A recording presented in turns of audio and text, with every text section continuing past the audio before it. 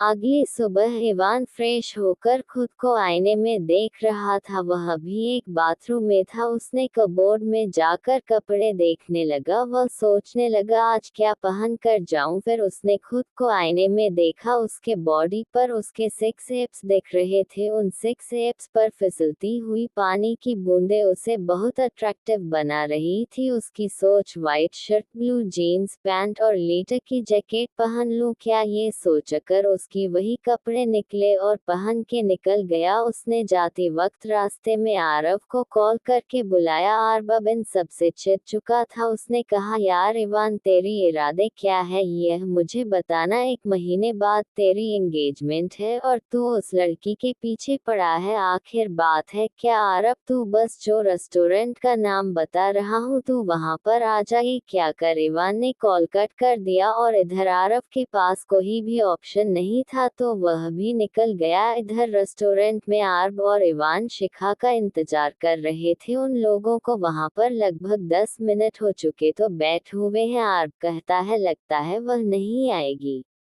Ivan Aarav को घूर के देखता है। तभी आरव का मोबाइल बजता है। आरव मोबाइल में देखता है तो उसकी मॉम कॉल कर रही थी। आरव कॉल रिसीव करके कहता है, हेलो माँ। उधर से, हेलो आरव बेटा, तू कहाँ है? जल्दी से घर आ जाओ, तेरे पापा को पता नहीं क्या हो गया है, वह अचानक बेहोश हो गए हैं, उन्हें हॉस्पिटल लेकर जाना पड़ेगा, तू जल्दी से आ जा। ये कहकर आरव की मम्मी कॉल कट कर देती है। आरव सोचता है कि अगर वह इवान को सच बताया तो वह भी उसके साथ चलेगा, इसलिए वह कहता है, मॉम मुझे कॉल करके इमरजेंसी घर बुला रही है, तू बैठकर इंतजार करना। इवान कहता है, क्या हुआ, कोई इमरजेंसी है क्या? मैं भी चलो तेरे साथ, कुछ बताना, क्या कोई प्रॉब्लम है? आरव कहता है, ऐसा कुछ नहीं है, मैं जाकर देखा हूँ, अगर तू भी चला जाएगा तो शिखा को बुरा लगेगा, उसे लगे कि हम लोग उसे मजाक कर रहे हैं, इसलिए तू बैठ और उसे कैटरिंग के बारे में कुछ बात कर। अगर कुछ होगा तो मैं तुझे कॉल करके बता दूंगा, ठीक है? कुछ होगा तो बताना जरूर। ओके बाय, मैं चलता हूँ। ये कहकर आरव चला जाता है। आरव अभी वह रेस्टोरेंट के गेट से बाहर ही निकला था कि एक लड़की से टकरा जाता है और वह नीचे गिर जाती है। तभी अब कहता है, आई एम सो सॉरी, मुझे इमरजेंसी था इसलिए मैंने आपको देखा नहीं है। आरव उस लड़की को उठा देता है। कभी अब देखा है कि वह लड़की कितनी भोली भाली मासूम दिख रही थी। उसके काले लंबे बाल जो कमर तक लहरा रहे थे, कि वाइट कलर की अम्ब्रेला कुर्ती, माथे में छोटी सी काली बिंदी, लिप्स पर काला तिल, जैसे लग रहा था कोई चांद को नजर ना लगे, इसलिए वह काला टीका उसके चेहरे के लिए बनाया है। तभी वह लड़की कहती है, तभी वह लड़की, इट्स ओके, हमने भी नहीं देखा, ये बोलकर चली जाती है। और आपको याद आता है कि यह लड़की वही है जो उस दिन रास्ते पर गाड़ी के सामने आते आते रह गई है, उसे दिन भी सॉरी बोल कर गई थी। आरव पता नहीं क्यों उस लड़की को देखकर उसकी दिल की धड़कन बढ़ जाती है। आरव उसी तरफ देख रहा था जहां वह लड़की गई थी। तभी आरव का मोबाइल फिर से बजता है। वह देखता है कि इवान उसे कॉल कर रहा है। आरव कॉल रिसीव करके, क्या हुआ, कहता है। इवान कहता है, अगर वह लड़की मुझसे पूछेगी कि आपका दोस्त कौन है यहाँ, तो मैं अकेला हूँ, कहीं उससे मुझ पर शक ना हो जाए, तो ऐसा कर, तो उस लड़की को कॉल करके बोल कि मुझे कुछ इमरजेंसी आ गया है, मेरे बदले वहाँ पर मेरा दोस्त है इसलिए मैं चला गया, बोल के बातें बना दे। इवान, तेरा मैं क्या करूँ?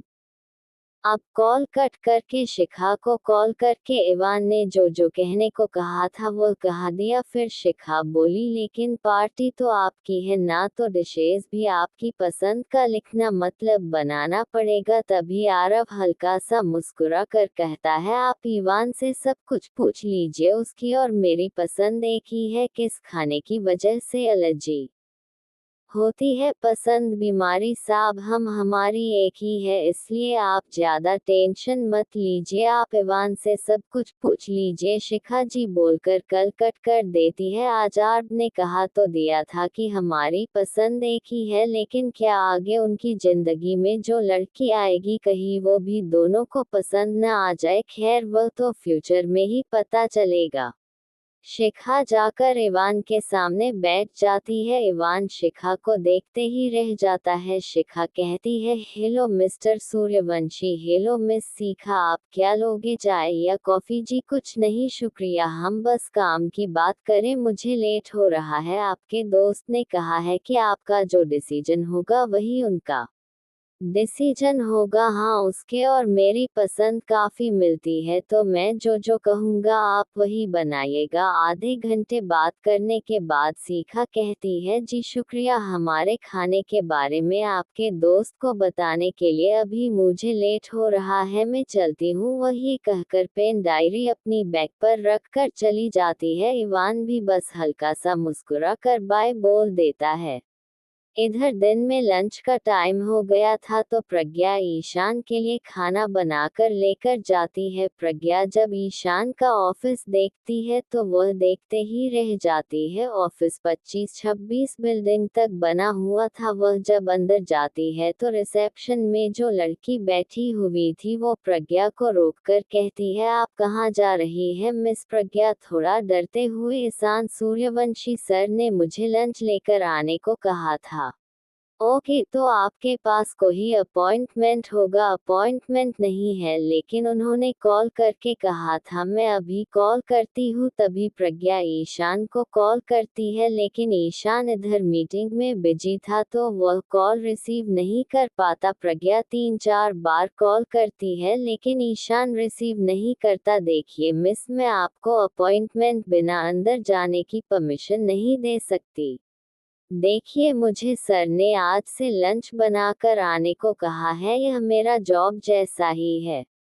हाँ, लेकिन मैं ये कह रही हूँ कि आपको मैं कोई परमिशन या अपॉइंटमेंट के बिना अंदर जाने नहीं दे सकती। प्रज्ञा 10-15 मिनट वहीं रुक जाती है, लेकिन ईशान का कोई कॉल नहीं आता। इसलिए प्रज्ञा कहती है, प्लीज आप एक बार उन्हें कॉल करिए ना। रिसेप्शन ने भी 2-3 बार कॉल किया, लेकिन आज इतनी जरूरी मीटिंग थी कि वह फोन पर ध्यान नहीं दे पाया।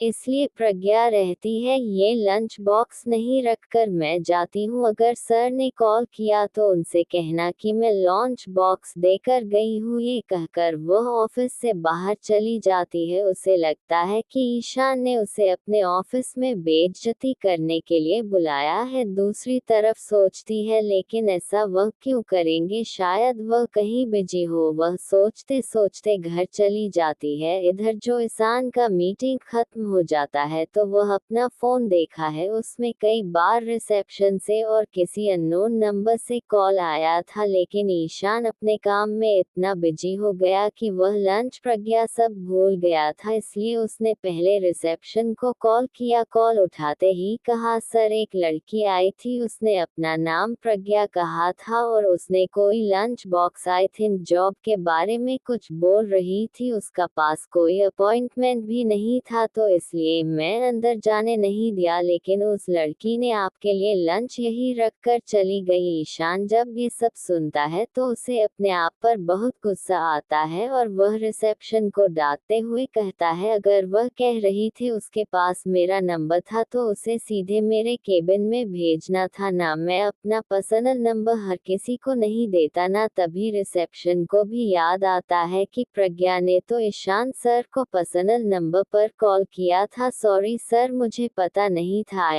M so sorry. ईशान झट से कॉल कट कर देता है और जो दूसरा नंबर से कॉल आया था उस नंबर पर कॉल करता है। प्रज्ञा देखती है उसके मोबाइल पे ईशान का कॉल आ रहा था। उसे लगा कि रिसेप्शन ने ईशान को लंच नहीं दिया होगा और अब उसको डांटने के लिए कॉल किया होगा, इसलिए वो डरते डरते में कॉल रिसीव करके कहती है, सर मैं लंच लेकर आई थी लेकिन रिसेप्शन ने मुझे जाने नहीं दिया, इसमें मेरी कोई गलती नहीं है। तभी ईशान कहता है, होल्ड डाउन प्रज्ञा, मैं तुम्हें सॉरी बोलना चाहता था कि मेरी वजह से तुम्हें रिसेप्शन ऊपर जाने नहीं थे। मैं मीटिंग में इतना बिजी हो गया था कि मैं कॉल नहीं देखा। वैसे रिसेप्शन में तुमसे उल्टी सीधी बातें नहीं की ना। नहीं नहीं, ऐसा कुछ नहीं हुआ, बस उन्होंने कहा